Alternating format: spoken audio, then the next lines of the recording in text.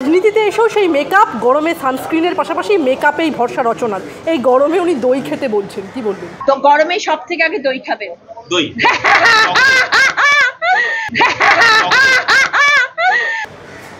কে রচনা? মমতা বন্দ্যোপাধ্যায় বলছেন বিজেপি বলছে এবার 400 পার করবে, আগে 200 তো पार করে দেখাক, কি বলবেন? अरे गोपी बोल रहे हैं इसी बार 400 पार, इसी बार 200 भी पार नहीं होगा तुम्हारा। पहले बार अगर 100 भी पार नहीं हुआ तो एक बार 200 भी पार नहीं होगा। কেন মমতা ব্যানার্জি, তুমি তো ইন্ডিজোট করতে গেছিলে, INDIA, কোথায় গেল তোমার ইন্ডিজোট? ইন্ডিজোট পিন্ডিজোট হয়ে গেল নাকি? হ্যাঁ, কোথায় গেল? তুমি যে ফটো তুলেছিলে ইন্ডিজোটে, তোমার দিল্লির কেজরিওয়াল কোথায় গেল? জেলের ভাত খাচ্ছে। তোমার উত্তরে আর এক মুখ্যমন্ত্রী, সেও জেলের ভাত খাচ্ছে। এবার তোমার পালা, তোমার ভাইপোর পালা। তাই এখন ইসবার ভারতবর্ষের মানুষ মোদিজি 400 পার, উনার মুখে 200 এসছে। আমাদের ভাগ্য ভালো, এই ব্যক্তিটি, এই মমতা ব্যানার্জি 50টা বলেনি। কারণ এই মমতা ব্যানার্জি বলেছিল যে মোদিকে কোমরে দড়ি বেঁধে ঘোরাবো। মমতা দিদিকে বলতে চাই, কোন কারখানায় দড়ি তৈরি হচ্ছে গো? হ্যাঁ, কোন জুট মিলে দড়ি হচ্ছে যে মোদির কোমরে দড়ি বাঁধবে? সে দড়ি কোথায় গেল? হারিয়ে গেল নাকি? তাই দিদি, ইসবার মোদি 400 পার। মুখ্যমন্ত্রী বলছেন আপনি কি খাবেন তা ওরা লিখে দেবে। সকালে চা খাবেন, চায়ের সঙ্গে গোমূত্র খেতে হবে। দুপুরে গোবরের সঙ্গে কি খাবেন তাও বলে দেবে। সরকারের ডাবল ইঞ্জিন দরকার নেই, মানুষের ডাবল ইঞ্জিন হোক, কি বলবেন? লিখে দেবে সকালবেলায় চা খাও, চায়ের সাথে গোমূত্র খাও। আপনি কি খাবেন? লিখে দেবে দুপুরবেলায় কি খাবে, গোবরের সাথে কিছু মিশিয়ে খাও। সন্ধেবেলায় আপনি কি খাবেন সেটাও ওরা ঠিক করে দেবে। রাত্রিবেলায় আপনি ক ঘন্টা ঘুমোবেন সেটাও ওরা ঠিক করে দেবে। আচ্ছা, মমতা ব্যানার্জি কি পাগল হয়ে গেছে নাকি? হ্যাঁ, নাকি বাংলার মানুষকে পাগল ভাবছে? কোনটা? যে সকালে কি খাবে, গোবর খাবে, দুপুরে গোমূত্র খাবে, সন্ধ্যেবেলায় অমুক মূত্র খাবে, এ সমস্ত কথা কি কেউ বলে? একটা চিফ মিনিস্টার, হ্যাঁ, এগুলো তো পাগলে বলে। আর ভারতবর্ষের ডবল ইঞ্জিনের সরকার তো যে সমস্ত রাজত্বে চলছে, সেখানে তো কেউ বলেনি যে আমাদেরকে মোদি বলে দিয়েছে গোমূত্র খাও, মোদি বলে দিয়েছে দুপুরবেলায় গোবর খাও, বলে দিয়েছে নাকি?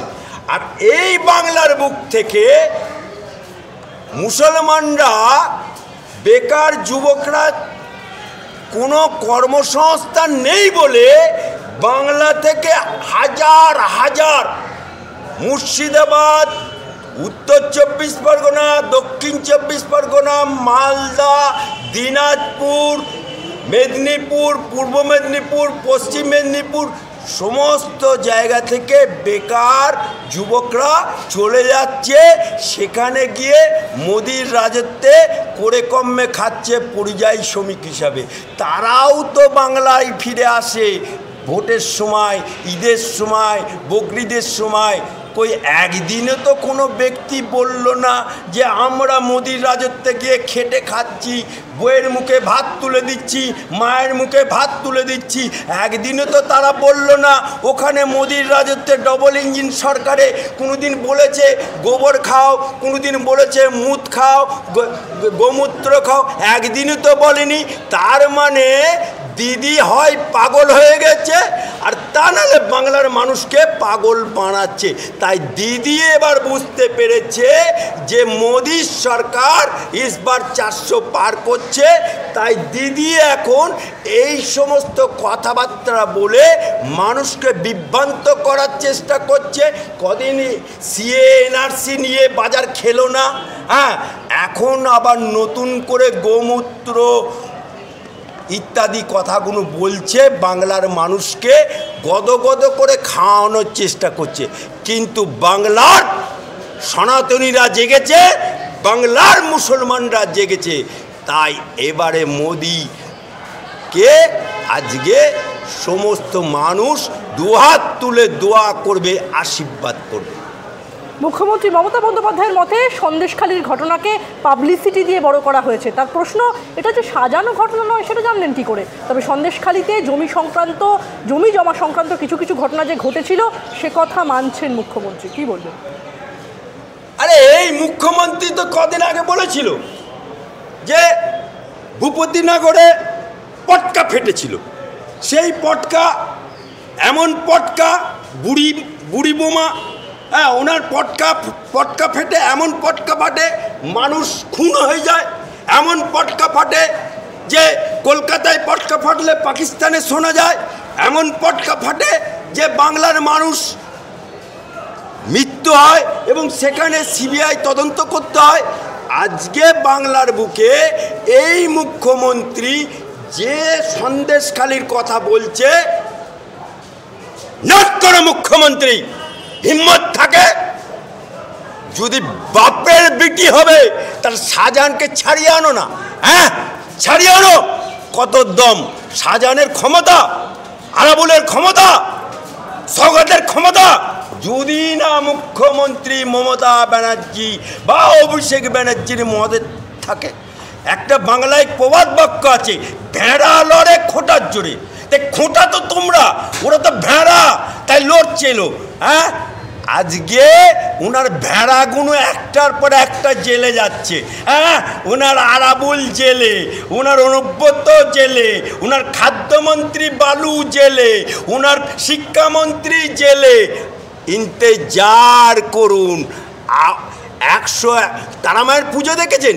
তারামায়ের পুজোতে 101টা পাঁটা বলি হয়, সর্বশেষে মোষ বলি হয়। কিন্তু মোষ বলি হবার আগে ঘি দিয়ে এই ঘাটটাকে নরম করতে হয়, কারণ এক কোপে কাটতে হতো। খালি ইন্তেজার করুন, পাঁঠাগুলি বলি হচ্ছে, সর্বশেষে মোষ বলি হবে। মমতা বন্দ্যোপাধ্যায়ের দাবি, নির্বাচন কমিশনের কাছে অনেকেই তথ্য জানার অধিকার আইনে আবেদন জমা করেছেন। সেই আরটিআইতে জানতে চাওয়া হয়েছে ইভিএম মেশিনের চিপ কোন কোম্পানি দিয়ে বসানো হচ্ছে। তৃণমূল সুপ্রিমোর বক্তব্য, কমিশন একেবারে পুতুলের মতো চলছে, কিছুই বলছে না, মুখই খুলছে না। কি বলবে? আরে ইভিএম তো তুমিই তো বলেছিলে যখন বিধানসভা নির্বাচন হয়, তুমি বলেছিলে ব্যালটে ভোট চাই, ব্যালটে ভোট চাই। যেই ইভিএমে তুমি ক্ষমতায় বসে গেলে তোমার মুখে নিকোপ্লাস্টার আটা হয়ে গেল, কারণ ইভিএমের দ্বারাই তো তুমি ক্ষমতায় এসছো। তখন কি ব্যালটে ভোট হয়েছিল নাকি? 2021-এ তখন তো ইভিএমে ভোট হয়েছিল। সেই ইভিএমের দ্বারাই তুমি ক্ষমতায় এসছো। ক্ষমতা থাকে তুমি ইস্তফা দাও, যে আমি মুখ্যমন্ত্রী ইভিএমের দ্বারা এসছি, আমি ইভিএম চাই না, ইস্তফা দিচ্ছি। সেটার বেলায় তো করবে না। হ্যাঁ, নিজের বেলায় আঁটিসুটি, পরের বেলায় দাঁত কাপাটি না। এখন লোকসভা নির্বাচন, এখন তোমার লোকেরা ভোট লুটতে পারবে না। আজকে সেন্ট্রাল বাহিনীকে তুমি ওই মুর্শিদাবাদে ঘোরাতে নিয়ে যেতে পারবে না, সেন্ট্রাল বাহিনীকে ঘরে বসিয়ে রাখতে পারবে না। রাজ্য সরকারের পুলিশগুলোকে আজকে আর ইউজ করতে পারবে না। রাজ্য সরকারের পুলিশকে ওই যেখানে বুথ হবে তার থেকে 100 মিটার দূরে থাকতে হবে, দুটো জগন্নাথ হিসাবে থাকতে হবে। কোনো ব্যালট, কোনো মস্তানি চলবে না, কোনো দাদাগিরি চলবে না, কোনো হুনুগিরি চলবে না।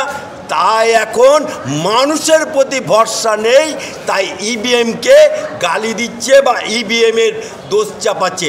অর্থাৎ নাচতে না জানলে উঠোনের দোষ হয়। মুখ্যমন্ত্রী মমতা বন্দ্যোপাধ্যায় বলছেন তিনি নাকি যে কোনো পরিস্থিতির জন্য তৈরি।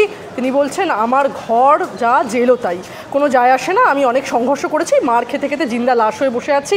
কাজে আমাকে ওরা কবে জেলে পাঠাবে সেই ভয়ে বসে থাকার পাত্রী আমি নই। জেলে গেলে বরং একটু বিশ্রাম পাবো। এদের যা অত্যাচার, তার থেকে জেলে যাওয়া অনেক ভালো। দেশের গণতন্ত্রটাকেই তো জেলে পাঠিয়ে দিয়েছে। কি বলবো? দিদি বুঝতে পেরেছে যে আমার এক পা ওই যে মুর্দার কি হাল হয় জানেন তো, যারা শেষ অবস্থা, মানে রুগীর শেষ অবস্থা হলে কি হয়, অক্সিজেন নিয়ে বাঁচে, সে অক্সিজেন নিয়ে যারা বেঁচে থাকে ভেন্টিলেশনে, তখন তার এক পা থাকে কবরে আর এক পা থাকে ভেন্টিলেশনে, অর্থাৎ মরতে। তা আজকে দিদি বুঝতে পেরেছে যে আমার লোকেরা যারা যা চুরি করেছে, এই 12 বছরে যা চোর হয়েছে, ওনার ঠগবাজতে গা উজাড় হয়ে যাচ্ছে।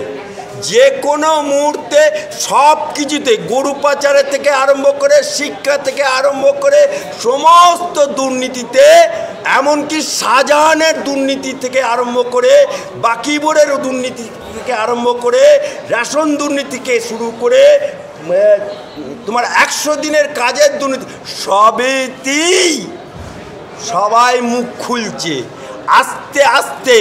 ওই যে কাকু ছিল না, কাকু যে বলেছিল আমার বসকে কেউ ছুতে পারবে না, আমার বসকে ছুতে পারবে না, সেই কাকুর কণ্ঠস্বর পরীক্ষা করতে দেবে না বলে আজকে ওই সাদের হসপিটাল, পিজি হসপিটাল, সেই পিজি হসপিটালে কাকুর কণ্ঠস্বর পরীক্ষা করতে দিচ্ছিল না। ওখানকার ডাক্তারগুলোও জড়িত ছিল, সব টানা হবে।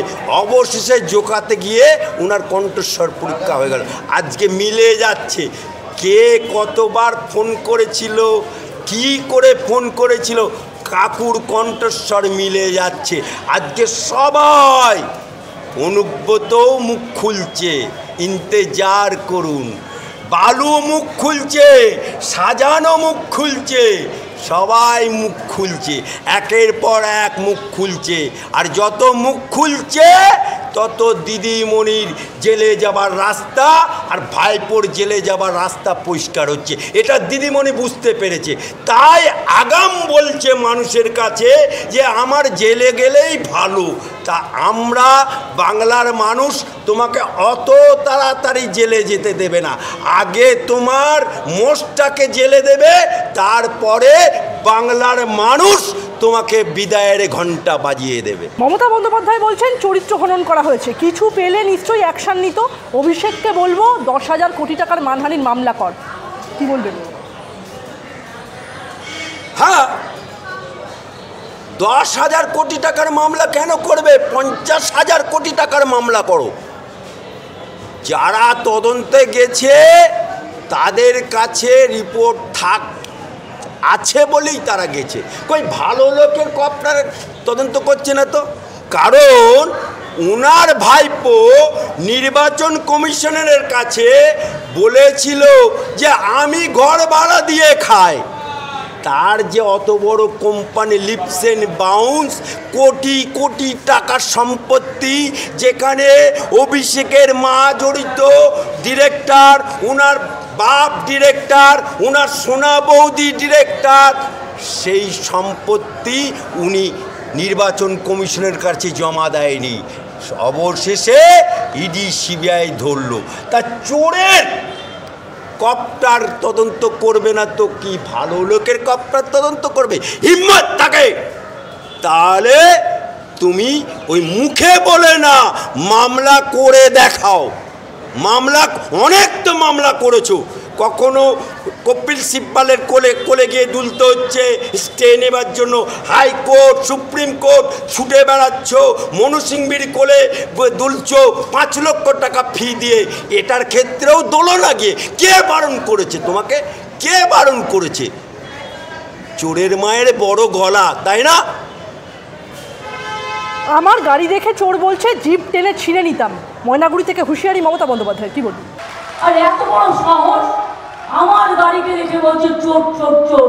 সুযোগ থাকলে জিপটা আমি টেনে নিতাম, ইলেকশন বলে কিছু বলিনি। আরে এ তো সবে শুরুয়াত। ওই যে ফিরহাদ হাকিম, কলকাতার মেয়র, আমাদের মন্ত্রী এবং দায়িত্বশীল মন্ত্রী, একটা পূর্ণাঙ্গ মন্ত্রী, সে তার মেয়ে বাইরে বেরিয়েছে, আমি বলছি না, তার মেয়ে বলছে যে আমি রাস্তায় যাচ্ছি, আমাকে চোরের মেয়ে বলছে। অর্থাৎ তৃণমূলের সবাই যে চোর এটা প্রমাণিত হয়ে গেছে। আজকে মুখ্যমন্ত্রী রাস্তা দিয়ে যাচ্ছে, তা চোরকে চোর বলেছে, তা কে হয়েছে? তো উনি তো আবার সাধু যদি হয় তাহলে যারা চোর বলছে উনি তো জয় শ্রীরাম বললে তাদেরকে জেলে পুরে দেয়, তা উনাকে চোর বলেছে, তা তাদেরকে জেলে পুরে দাও, জেলে পুরে দাও। তুমি প্রমাণ করো যে তুমি চোর না, তুমি তো চোরেদের রানী, তুমি তো চোরেদের সর্দার। কেন? তুমি তো আগেকার নামের পাশে লিখতে সততার প্রতীক, কোথায় গেল তোমার সততার প্রতীক? তুমি লিখতে ডক্টরেট মমতা ব্যানার্জি, কোথায় গেল তোমার ডক্টরেট? তুমি লিখতে অগ্নিকন্যা, কোথায় গেল তোমার অগ্নিকন্যা? আজকে সেই জন্যেই বাংলার মানুষ, তুমি যেখানে যাবে সেখানেই চোর চোর আওয়াজ। অভিষেক যেখানেই যাবে, তৃণমূলের যত নেতা যেখানেই যাবে, বাংলার মানুষ এখন একটাই আওয়াজ, চোর চোর চোর, ধরো জেল ভরো। রাজনীতিতে এসেও সেই মেকআপ, গরমে সানস্ক্রিনের পাশাপাশি মেকআপেই ভরসা রচনার। এই গরমে উনি দই খেতে বলছেন, কি বলবেন? তো গরমে সব থেকে আগে দই খাবেন। দই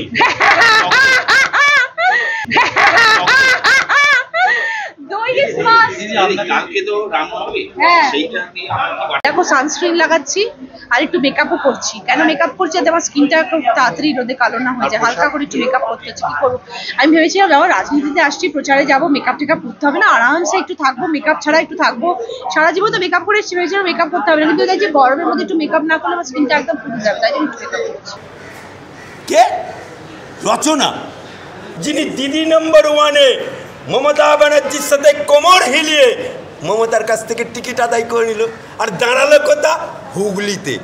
যে মেয়েটি একটা বিড়ি সিগারেটের ধোঁয়া বা ইটভাটার ধোঁয়া, চিমনিতে ধোঁয়া উঠে সেখানে বলছে কারখানায় ভরে গেছে। আরে কারখানায় যদি ভরে যাবে তাহলে সিঙ্গুর থেকে টাটাকে কেন তোমার দিদি তাড়ালো? হ্যাঁ, সিঙ্গুরে আজকে টাটাকে তাড়ানোর জন্য কোটি কোটি টাকা খরচা করে তুমি অবস্থানে বসেছিলে, তুমি রাইটার্স বিল্ডিংকে ভেঙে চুরমার করে দিয়েছিলে। ওই টাটাকে তাড়ানোর জন্য আজকে বাংলার বুকে আর একটাও শিল্প এলো না। তাই তো তোমার দিদিকে বলতে হচ্ছে কি, চপ ভাজো, ঘুগনি তৈরি করো, চা তৈরি করো।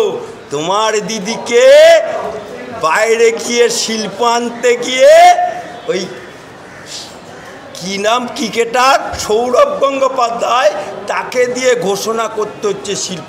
যে সৌরভ গঙ্গোপাধ্যায় একটা চায়ের দোকান করার ক্ষমতা নেই, তাকে দিয়ে শিল্প ঘোষণা করতে হচ্ছে। আর তোমার নজরে সিঙ্গুরে ধোঁয়ায় ধোঁয়া, বা সিঙ্গুরের মানুষ আর ওখানকার মানুষ তোমাকে ধোঁয়ায় ধোঁয়া দেখিয়ে দেবে।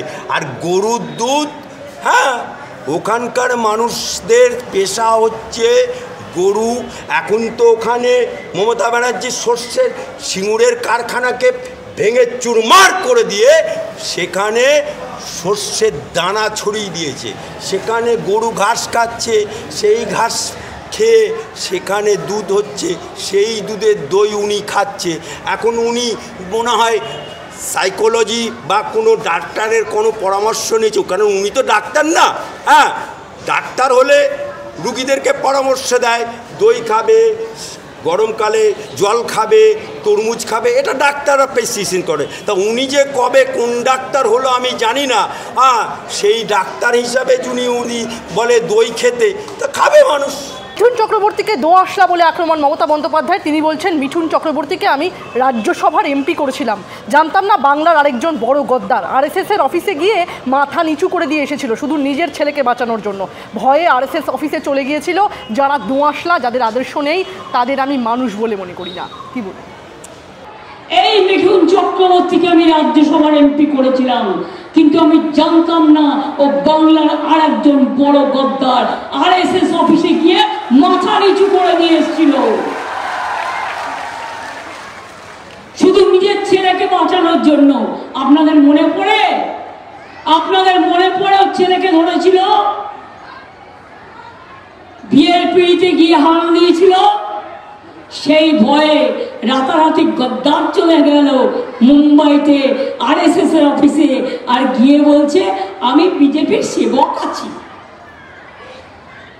বল, যারা দোয়াশলা, যাদের কোনো আদর্শ নেই, জীবনে যারা জীবন যুদ্ধে লড়তে ভয় পায়, তাদের আমি মানুষ বলে মনে করি না।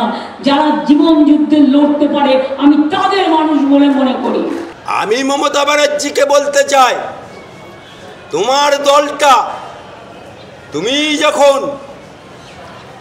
কংগ্রেস ভেঙে তৃণমূল করেছিলে, যখন তুমি তোমার দল সিম্বল পাচ্ছে না, অটল বিহারী বাজপেয়ী তোমার বাড়িতে এসেছিল, এই অটল বিহারী বাজপেয়ীকে তুমি প্রণাম করে বললে কি আজ থেকে তুমি আমার বাপ, আর অটল বিহারী বাজপেয়ী বলল এটা আমার বিটি বটে। সেই বাজপেয়ীর রেকমেন্ডেশনে বাজপেয়ী কি বলল, আমি বাপ, আমার হলো পদ্ম ফুল, আমার বিটি হলো জোড়া ফুল। সেই দিনকে বিজেপির সাথে গঠবন্ধন করে বাংলার বুকে তুমি ইলেকশন লড়েছিলে। বিজেপি তখন, বিজেপির মাত্র দুটো সাংসদ জিতেছিল, একটা জুলু মুখার্জি কৃষ্ণনগর, একটা তপন শিকদার। এই দুজনকে বিজেপি রাষ্ট্রমন্ত্রী করেছিল, আর তোমাকে করেছিল রেলমন্ত্রী। কিছুদিন পরে তুমি তাহেলকা.com বলে, তারপরে NRC করতে হবে, CA করতে হবে, এই অভিযোগ করে তুমি ছেড়ে দিলে মন্ত্রী, রেলমন্ত্রী ছেড়ে দিলে। তারপরে হলো কি, তুমি হলে কয়লা মন্ত্রী। আজও CPM এর পুরনো দেয়ালগুলো খুঁজলে পাওয়া যায়, CPM লিখেছিল কয়লা ময়লা সাবান দিয়ে ধুলে যায় না। তারপরে আবার তুমি কয়লা মন্ত্রী ছেড়ে দিয়েছিলে। তারপরে হলে দপ্তর বিনন্তি। সেদিনকে বিজেপির সাথে তুমি কংগ্রেসের সাথে গাদ্দারি করেছিলে, কংগ্রেসের সাথে নিমক খাওয়ারামি করেছিলে। তারপরে তুমি বিজেপির সাথে গাদ্দারি করলে, আবার বিজেপিকে ছেড়ে দিয়ে আবার যখন মসনদে আসো কংগ্রেসের সাথে জোট করলে। সেই কংগ্রেসের সাথে জোট করে তুমি ক্ষমতায় এসছে, আবার কংগ্রেসকে তুমি লাত মারলে। তোমার দলে যে দল হলো মধু চাটার জন্য বহুত পিঁপড়ের হাজির হয়ে গেছে, আজকে তোমার দলটা হরেক মাল 5 শিখে দল। এই দলে কাকে পাবেন না বলুন তো? এই দলে নকশাল পাবেন। এই দোলাসেন মালটাকে নকশাল, বাপ্তে বোস মালটাকে নকশাল, সওগাত মোল্লা মালটাকে CPM, রেজ্জাক মোল্লা মালটাকে CPM। তোমার দলে কংগ্রেস আছে, CPM আছে, তৃণমূল আছে, বিজেপি আছে, হরেক মাল 5 শিখে দল করে, হাজার দলের সাথে গাদ্দারি করে, হাজার মানুষের সাথে গাদ্দারি করে, নিমক খারামি করে আজকে তুমি বাংলার মানুষের সাথে মুসলমান 2021-এর আঁকড়া দেখো। 2021-এ 5 to 7% হিন্দু ভোট তুমি পেয়েছো, বাকি 100% মুসলমানের ভোট পেয়েছো। আর মুসলমানদেরকে তুমি কি করেছো? মুসলমানদেরকে চাকরি নেই, বাকরি নেই, ব্যবসা নেই, খালি কি বলেছো? তোমরা যা খুশি খুল্লা পারমিশন দিয়ে রেখেছো, আর বলেছো ভোট লুট করে শুধু ভোটটা আমাকে দেবে, এটাই তোমার কাজ। আজকে মুসলমানদের ভোটে তুমি মসনদে বসে আজকে মুসলমানরা মারছে, মুসলমান মরছে, মুসলমান জেল খাটছে, মুসলমানদের সাথে তুমি গাদ্দারি করেছো, নিমক খারামি করেছো। তাই যে আম খায় তার আমের ঢেকুর ওঠে। স্যার, আমার শেষ প্রশ্ন আপনাকে, লক্ষ্মীর ভাণ্ডার নিয়ে বিজেপিকে কড়া বার্তা মমতা বন্দ্যোপাধ্যায়ের। বিজেপিকে কড়া বার্তা দিয়ে মমতা বন্দ্যোপাধ্যায় বলছেন, বিজেপির এত বড় সাহস, বলছে 3 মাস বাদে লক্ষ্মীর ভাণ্ডার বন্ধ করে দেব। আমি বলি, কে হরিদাস, সাহস থাকলে দেখান, মায়ের আঁচলের কত দাম জানেন? আপনারা সারা জীবন লক্ষ্মীর ভাণ্ডার পাবেন, এটা মমতা বন্দ্যোপাধ্যায়ের আশ্বাস। মা লক্ষ্মীর অধিকার কাটতে এসেছে, লজ্জা করে না? কি বলবেন? লক্ষ্মীর ভাণ্ডার বন্ধ করে দেবো, মানে সাহস থাকলে দেখার, মায়ের আঁচলের কত দাম, মায়ের আম্মার কত দাম, মায়ের মাদারের কত দাম, হাত দিয়ে দেখি। মমতা ব্যানার্জিকে বলতে চাই, লক্ষ্মীর ভাণ্ডারের টাকা তোমার কালীঘাটে ছাপানো হয় না, লক্ষ্মী ভাণ্ডারের টাকাও ক্যামাক স্ট্রিটে ছাপানো হয় না, লক্ষ্মী ভাণ্ডারের টাকা তৃণমূল ভবনে ছাপানো হয় না। জনগণের ট্যাক্সের টাকায় তুমি মায়েদেরকে লক্ষ্মী ভাণ্ডার দিচ্ছ, 500 থেকে 1000 করছো, আর সেই মায়ের বুকে তুমি বেকার যুবককে বসিয়ে দিচ্ছ, বেকার যুবতীদেরকে বসিয়ে দিচ্ছ।